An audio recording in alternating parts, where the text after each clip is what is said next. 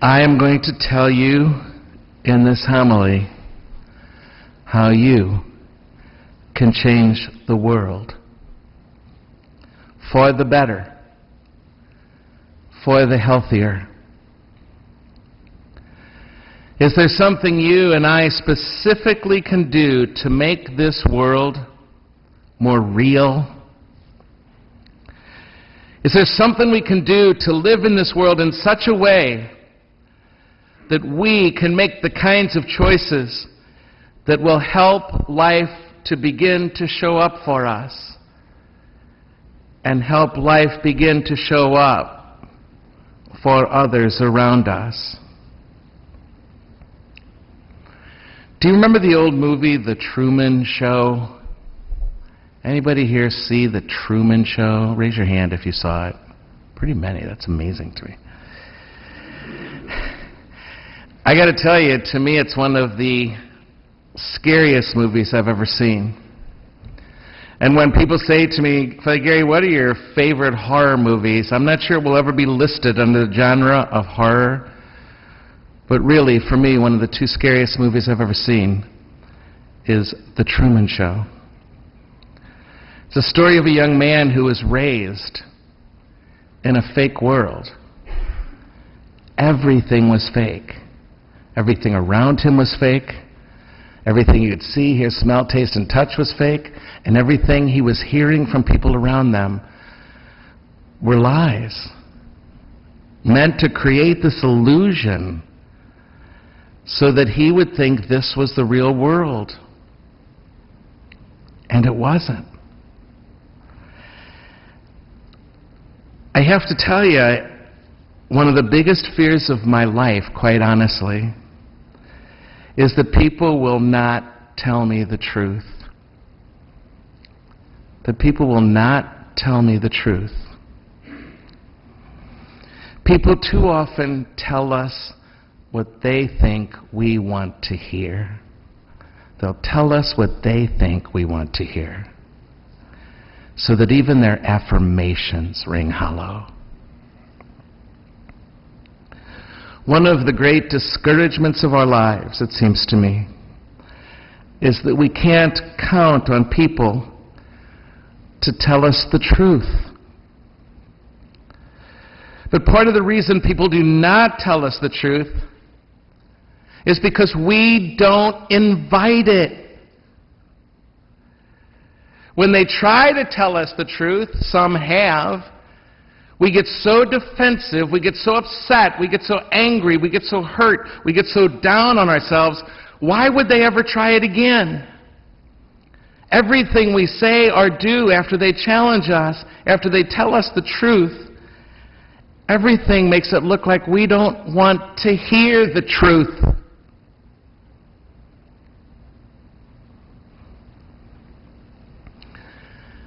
I'm here to tell you that if people are not honest with you, it's a result of the world you set up. It's nobody's fault but yours. You don't invite it.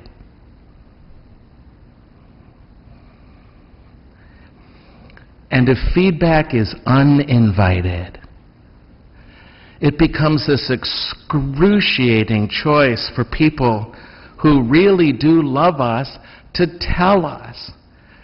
To have it come out of the blue now to this friend because it felt unwelcome and because of the fear that it was going to anger or hurt this one we love and care about, makes the risk of their anger and their hurt too much. And most of the time, those are the very people who just want to help us. They just want to help us. So most choose to not tell us what they worry about us. In my life right now, I'm facing that fear because I have a friend who's making choices that could cost him a lot, even maybe his life someday. But I'm so scared to tell him because he's not somebody that gives the signals, verbally or non-verbally, that this is going to be okay. And his anger, frankly, scares me when I've seen it before. And so I'm scared to death to say it to him.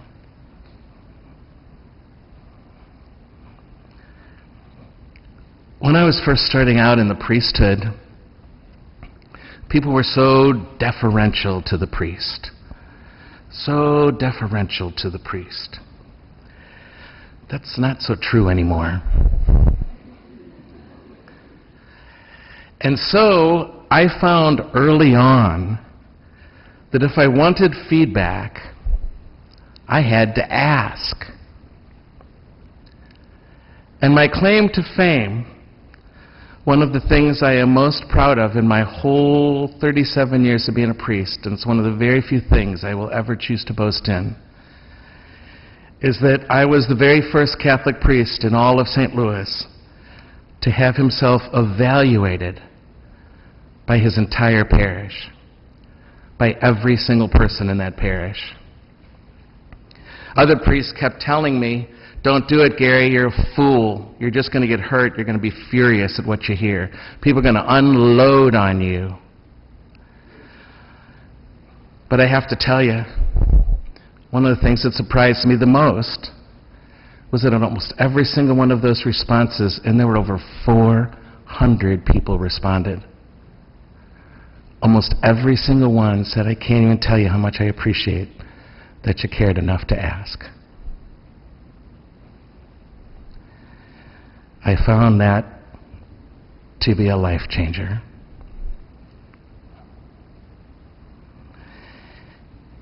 Have you ever invited the significant people in your life, maybe even strangers in your life sometimes, for their honest feedback? That it would be for me, maybe you could muster this to become true for you, that it could be true for you that their negative feedback, their challenge, is actually a sign that they care about you,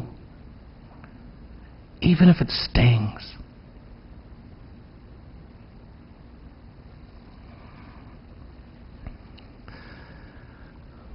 The point of this homily is to get you to change the world by changing your world first and inviting more feedback in your life. Not to get more compliments, not to affirm your ego again, but maybe on the chance that you might hear some truth that just might set you free.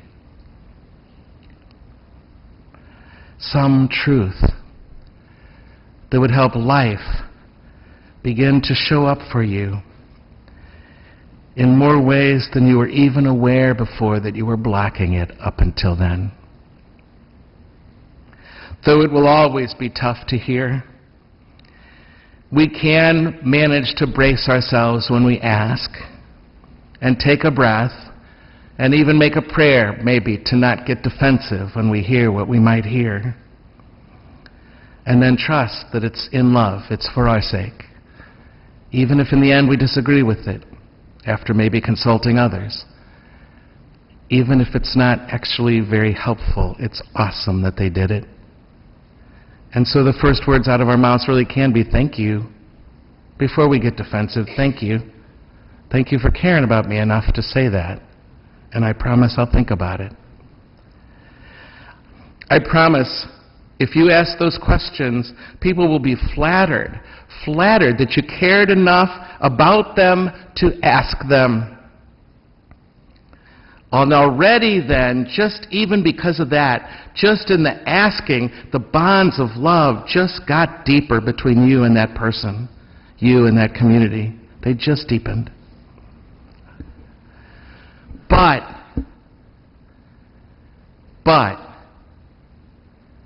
don't ask if you don't want to know.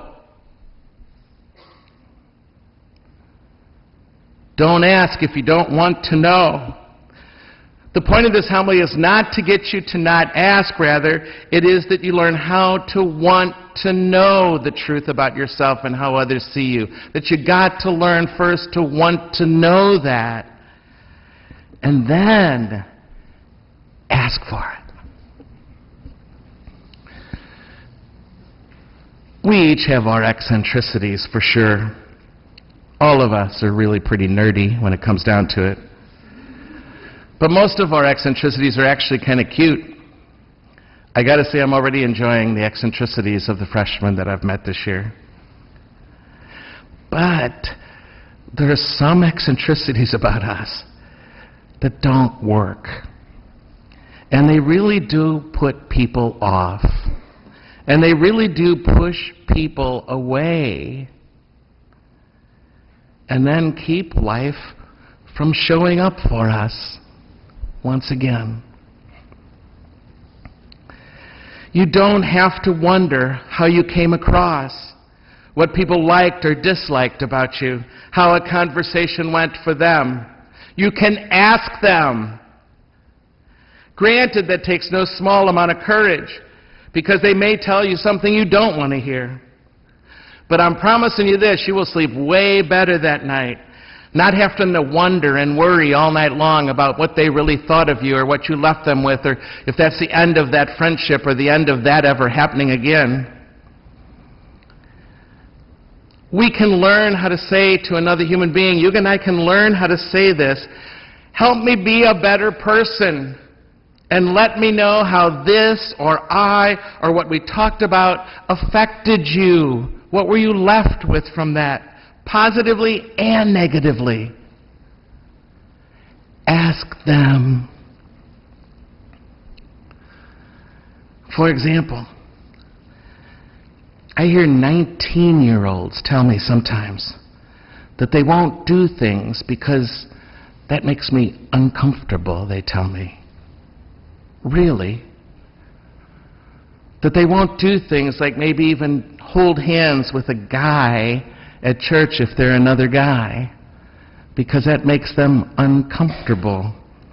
Or they won't go on a retreat, even though it's a time-honored, 1,000-year-old, century-year-old tradition in our church. They won't even go on a retreat because that makes them feel uncomfortable. Seriously? I mean, there might be reasons not to hold hands during the Our Father. And they might be valid, and nobody has to ever do that here. That's not the church's guideline. You can do whatever you want. It's just been a tradition here.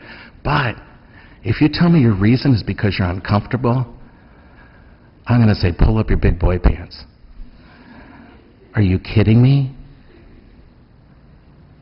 Is that really enough reason to dispense yourself from an experience that might help change your life, even in a little way?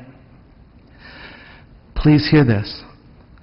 Most everything I enjoy now in my life is because somebody challenged me to get outside of my comfort zone.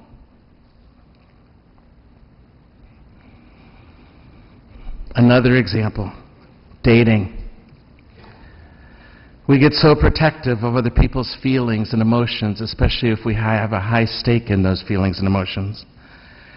We get so protective that the possibility of truth no longer exists anymore. So much of dating takes on this illusion, and we end up telling each other what we think they want to hear so they don't leave. That person just found himself, herself in the Truman Show.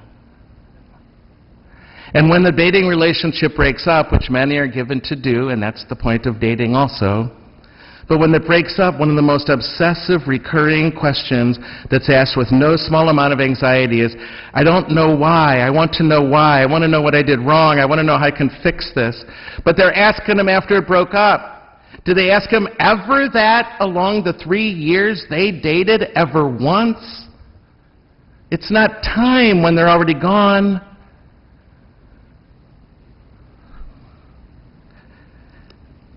And then what happens is they never get the feedback. And they go into the next relationship, and the next relationship, and the next relationship. in the same toxic patterns because nobody ever told them what they were doing that shut things down.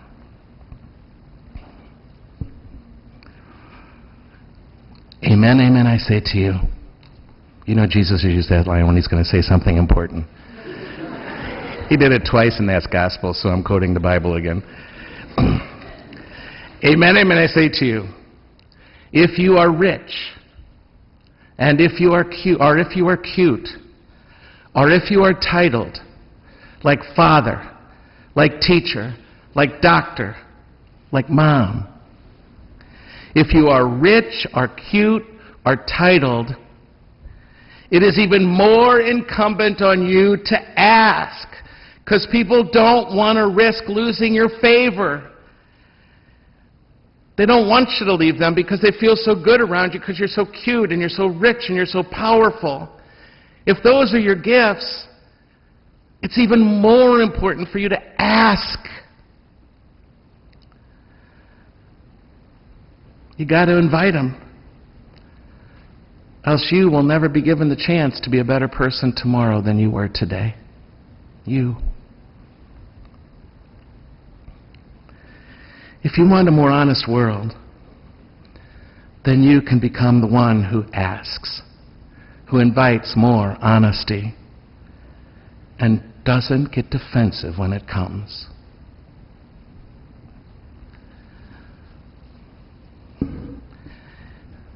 The kiss. Can you imagine at the end of an evening, an intimate evening with somebody, that you would ever say to them, even your spouse, I can't even tell you how seldom this even happens in marriages, how is my kiss? Was it enjoyable for you? Is there a way I can make that kiss more powerful for you, more beautiful, more comfortable? People don't ask that. And it's almost impossible to tell somebody they kiss bad, because they go south. They get so upset with themselves and feel like total losers. But, you know, kissing doesn't come as naturally as you think it does. How did I do with that kiss? I mean, I loved it. Did you? Am I talking too much? Did I talk too much tonight over dinner? How's my listening? Do you feel respected by me? Do I give too much advice when you're trying to share your life? Am I always jumping in with advice instead of just understanding? When I get mad, I have a right to get mad sometimes for sure, but when I get mad, does it push you away? Is there a way I can be mad with you and be real in my anger but still stay connected and close? And then the home run question. How can I love you more? How can I love you better? Can you imagine after an evening with a friend, a very, very good friend, or a lover, or a partner, a spouse, but here in the dorms, for example, and you have a nice evening together, and you go home, or your partner goes home, she goes home, he goes home to the dorm, and their roommate says, hey, how was your evening? And he or she says, it was amazing, because in the middle of dinner, he asked me how he could love me better than he does. And I felt so cared for that he bothered to ask. Can you imagine?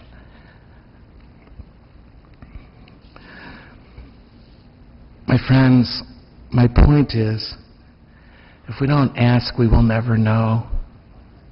And we'll never see ourselves the way others see us. And we'll have to keep guessing and worrying. And we will always do what we've always done and assume it's working. Ugh.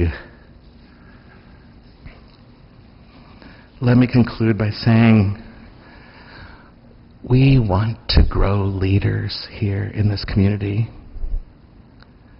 We want you to be a leader. There's not a one of you who doesn't have what it takes to be a leader. Each of you according to your strengths and your weaknesses. We want to grow leaders. But one thing I know for sure is that you will never be able to lead effectively, ever.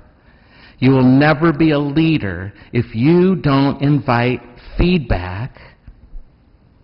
It won't happen. If you don't encourage and accept negative feedback. I want you to be somebody who changes the world. I want you to change the world. And I'm telling you a way that you can. Just start asking people in your life for feedback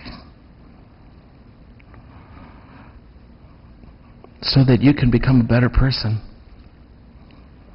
A person whom people can enjoy more and get closer to. This is the world I long to live in. I don't want to wake up someday and find out that for years now I've been the star of my own Truman Show. And it's all been an illusion, and people have told me what they thought I wanted to hear so that I would stay with them. This is the real world I'm talking about. And we can help create it for people and for ourselves. As the saying goes, we can become the change we want in the world. We can become that change. By asking honest feedback here and there along the way, you can change the world by changing your way of living in the world. And it will. It will.